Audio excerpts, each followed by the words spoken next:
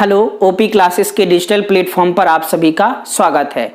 हम लोग पढ़ रहे थे मध्यकालीन भारत और मध्यकालीन भारत में हम लोगों ने गुलाम वंश तथा खिलजी वंश के बारे में पढ़ लिया था। आज हम लोगों को पढ़ना है, जैसा कि हमने यहाँ पर लिख रखा है, तुगलक वंश। तो हम पढ़ेंगे तुगलक वंश और साथ में पढ़ेंगे इससे के संस्थापक गयासुद्दीन तुगलक के बारे में। तो तुगलक वंश क्या है, 1320 से 1414 तक रहा था। इसमें कुल 8 सुल्तानों ने शासन किया। कितने? 8, जिन्होंने 94 वर्ष तक शासन किया था। संस्थापक कौन थे? संस्थापक थे इसके गयासुद्दीन तुगलक। ठीक है, इनका पहले नाम था गाजी मलिक। इन्होंने राज्याभिषेक कराया था गयासुद्दीन तुगलक नाम से। गयासुद्दीन तुगलक रहे थे 1320 से 1325 तक। ठीक, इनकी उपाधि की अगर बात की जाए तो वो थी गाजी। ठीक, और इस गाजी उपाधि का मतलब होता है काफिरों का घातक। तो अगर प्रश्न पूछा जाए कि किस सुल्तान ने गाजी उपाधि धारण की थी, तो वो आपके कौन से थे? गयासुद्दीन तुगलक। अब क्या है, गयासुद्दीन तुगलक के बारे में अलग अलग विद्वानों के अलग अलग मत हैं कि ये किस जाति से संबंधित थे, कहाँ के रहने वाले थे। अमीर खुसरो कुछ और कहते हैं, इब्ने बतूता कुछ और कहते हैं, मार्को पोलो कुछ और कहते हैं। ठीक है, तो आइए देखते हैं कि कौन कौन क्या क्या कहता है। तो अमीर खुसरो की एक रचना है तुगलकनामा।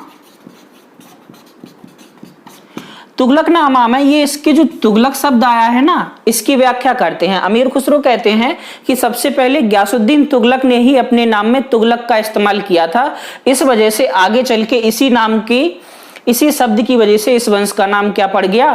तुगलक वंश। तो अमीर खुसरो ने तुगलकनामा में लिखा है, सुल्तान के नाम में तुगलक होने से वंश का नाम भी क्या पड़ गया? तुगलकनामा। अगर हम बात करें इब्ने बतूता,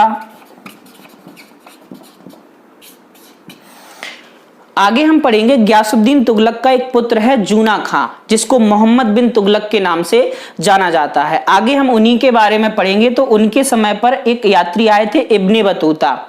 तो इब्ने बतूता ने इन्हें कहा है कि ये तुर्कमेनिस्तान की करोना तुर्क जाति से संबंधित थे। तो इब्ने बतूता ने इन्हें के बारे में कहा है कि ये तुर्कमेनिस्तान की करोना तुर्क जाति से संबंधित है। ठीक, एक और है मार्को पोलो। मार्को पोलो का कहना है कि देखिए, गयासुद्दीन तुगलक को यह कहा जाता है कि इनकी जो माता थी वो एक जाट स्त्री थी। क्या थी? जाट स्त्री। जबकि पिता तुर्कमेनिस्तान के रहने वाले हैं। तो मार्को पोलो ने इन्हें मिश्रित जाति का कहा है,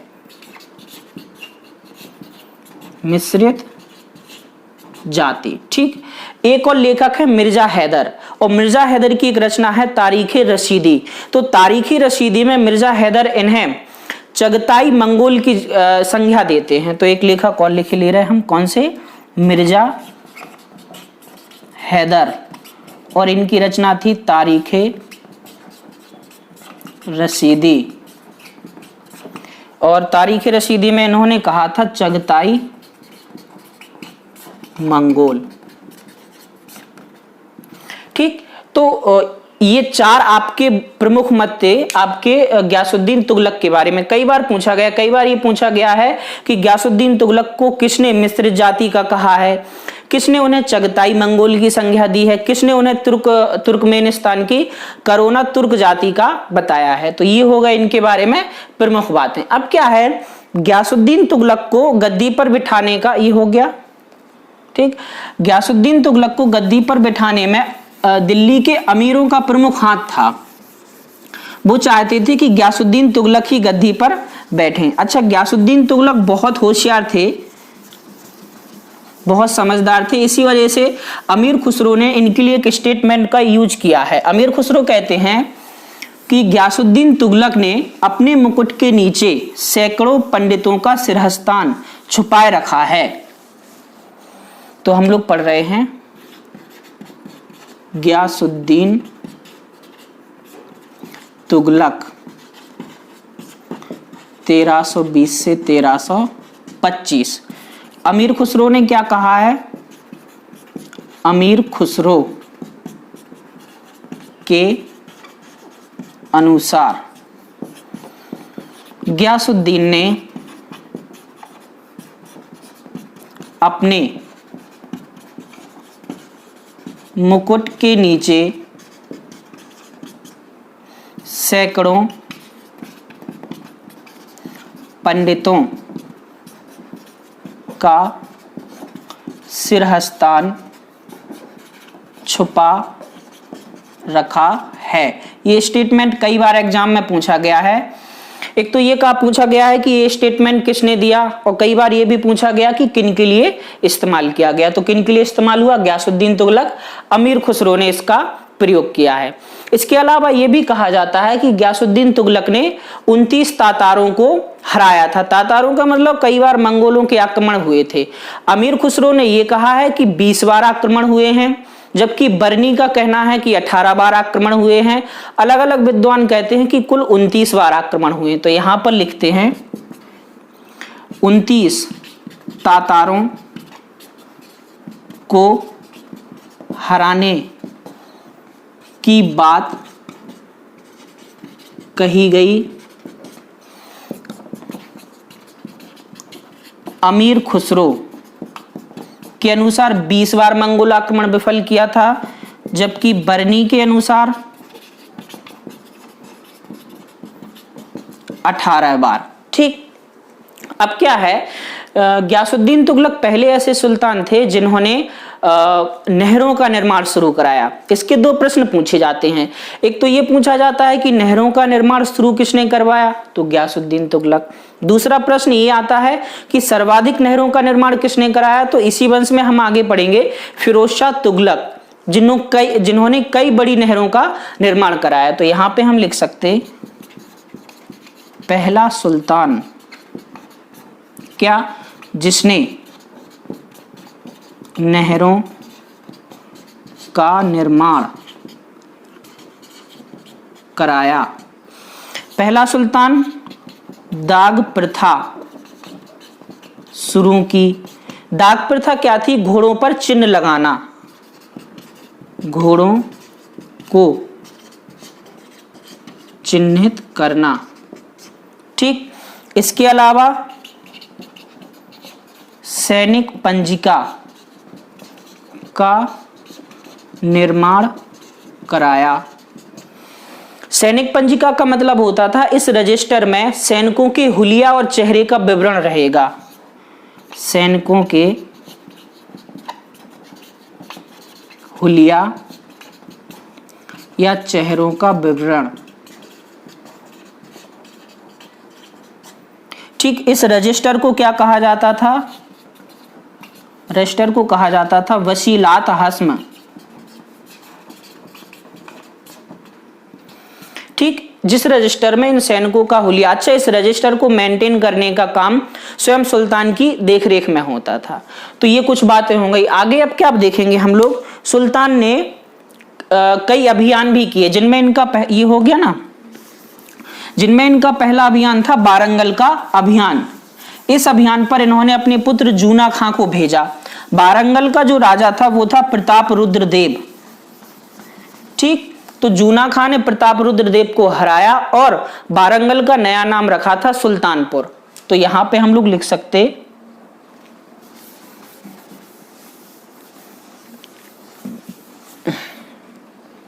गयासुद्दीन तुगलक के अभियान, और इनमें पहला अभियान था बारंगल अभियान, जो हुआ था 1321।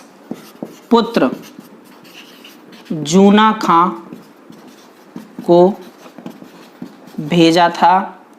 बारंगल के राजा कौन थे? राजा प्रताप रुद्र देव, ऐसा लिख सकते हारे, यहां पर लिख दो हारे वारंगल का नया नाम सुल्तानपुर रखा। ठीक है, वारंगल अभियान ये पड़ता है तेलंगाना। दूसरा अभियान इनका था जाजनगर, जाजनगर अभियान। हालांकि छोटे छोटे और कई सारे अभियान थे, लेकिन ये प्रमुख अभियान है। ये हुआ था आपका 1324 में। जाजनगर पड़ता है उड़ीसा में। ठीक है, जाजनगर, यहां पे भी इन्होंने किसको भेजा? जूना खां ने नेतृत्व किया। ठीक, अगर बात की जाए जाजनगर अभियान के, हाँ यहाँ के शासक और लिख लो, राजा भानुदेव द्वितीय। ठीक, अब क्या है, इसी जाजनगर से हमें राजमुंद्री का अभिलेख प्राप्त होता है, जिस राजमुंद्री के अभिलेख में इस जूना खां को दुनिया का खान कहा गया है। तो यहीं से हमें क्या प्राप्त होता है? राजमुंद्री अभिलेख,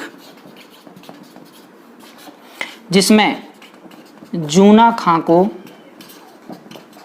विश्व का खान कहा गया। ठीक, इसके बाद होता है इनका गुजरात अभियान, जिसके लिए इन्होंने मलिक को भेजा था। किसको भेजा था? मलिक ने नेतृत्व किया। ठीक, तो ये इनके कुछ अभियान होगा। इनका प्रसिद्ध अभियान होता है बंगाल अभियान, जिसमें ये स्वयं जाते हैं। ठीक, तो आइए देखते हैं। ये हो गया। हुआ क्या कि गयासुद्दीन तुगलक ने बंगाल अभियान जाने से पहले समस्त सल्तनत में यह घोषणा करवाई कि हमसे पहले जो सुल्तान थे खुसरव शाह, और खुसरव शाह ने जिन जिन लोगों को धन दिया था वो सभी शाही खजाने में धन वापस कर दें।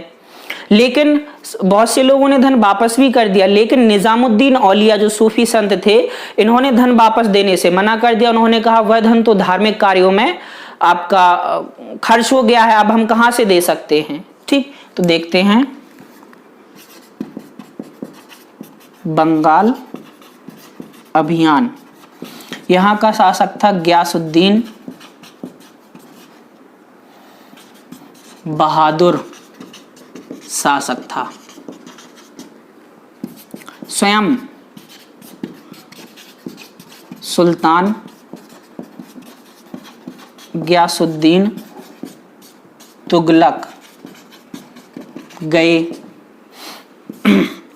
गयासुद्दीन बहादुर क्या है, हार गए, और हार कर जब ये भाग रहे थे तो एक नदी के दलदल में फंसकर इनकी मृत्यु हो गई। बहादुर हारे, दलदल में फंसे।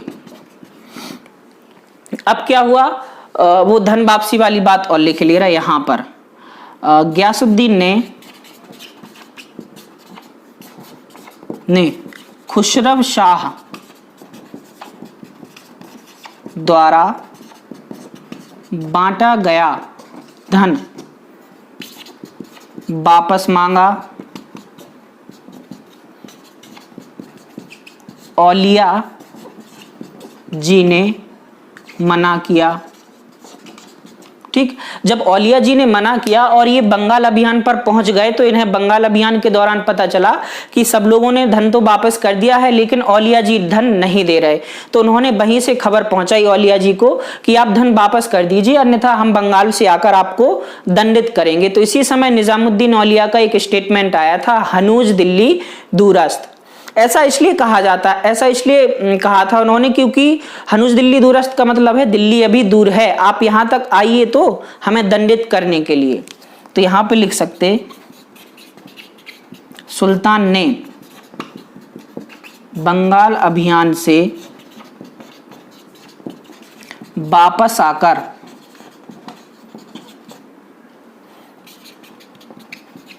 औलिया जी को दंड देने की बात कही। निजामुद्दीन औलिया ने कहा, क्या कहा था? हनूज दिल्ली दूरस्थ। इसका मतलब होता है दिल्ली अभी दूर है। ठीक, अब क्या हुआ, ये दिल्ली जब बंगाल अभियान से वापस आ रहे थे तो इनके पुत्र जूना खां ने दिल्ली से 6 किलोमीटर पहले एक लकड़ी का महल बनवाया था इनके स्वागत के लिए। बहुत बड़ा अभियान माना जाता है बंगाल अभियान, और लौट कर आ रहे थे तो उन्होंने कहा पिताजी हम आपका स्वागत करेंगे। तो यह महल एकदम से गिर गया और सुल्तान की मृत्यु हो गई। बहुत से इतिहासकार इसमें जूना खां यानी मोहम्मद बिन तुगलक का षड्यंत्र मानते हैं, जबकि बहुत से इतिहासकार कहते हैं कि यह मात्र एक दुर्घटना थी। लेकिन जो षड्यंत्र वाली बात है उसको बहुत से विद्वानों का समर्थन मिला है। तो आइए देखते हैं क्या हुआ।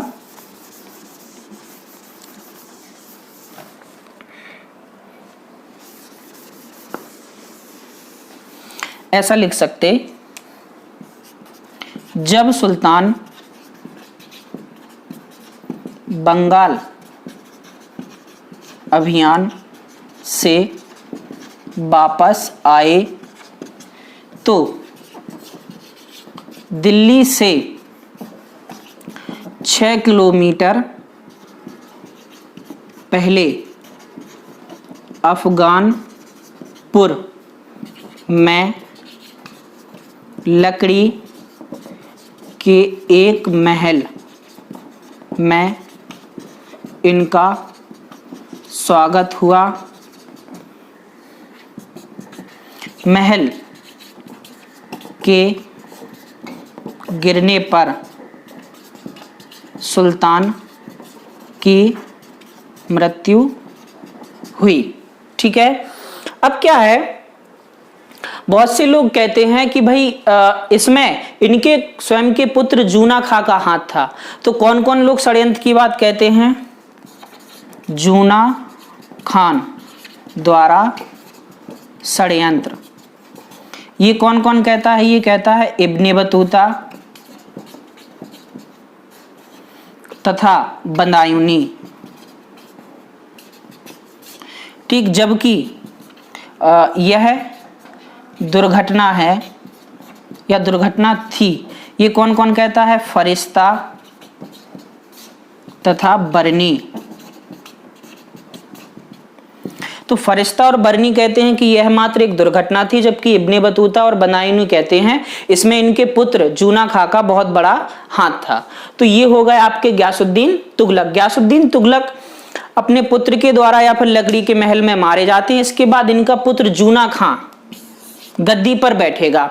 जूना खां अब तक के जितने भी सुल्तान हुए उन सभी में बहुत ज्यादा पढ़ा लिखा होशियार था। सबसे ज्यादा पढ़ा लिखा सुल्तान कौन था? जूना खां, जो कि मोहम्मद बिन तुगलक के नाम से गद्दी पर बैठता है।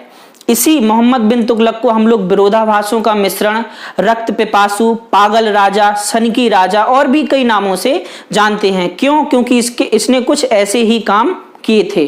तो अगली वाली क्लास में हम जानेंगे कि क्यों जूना खां को विरोधाभासों का मिश्रण कहा जाता है। तो आज हम लोगों ने जाना कि तुगलक वंश के संस्थापक कौन है और उन संस्थापक के बारे में कुछ महत्वपूर्ण बातें। आगे हम लोग पढ़ेंगे मोहम्मद बिन तुगलक के बारे में। आज के लिए इतना ही। हाँ, एक बात और, नीचे डिस्क्रिप्शन में टेलीग्राम चैनल की लिंक मिल जाएगी और व्हाट्सएप लिंक भी मिल जाएगी, जिससे जुड़कर आप हमारे द्वारा दिए जाने वाले नोट्स प्राप्त कर सकते हैं। ठीक, तो आज के लिए इतना ही। धन्यवाद।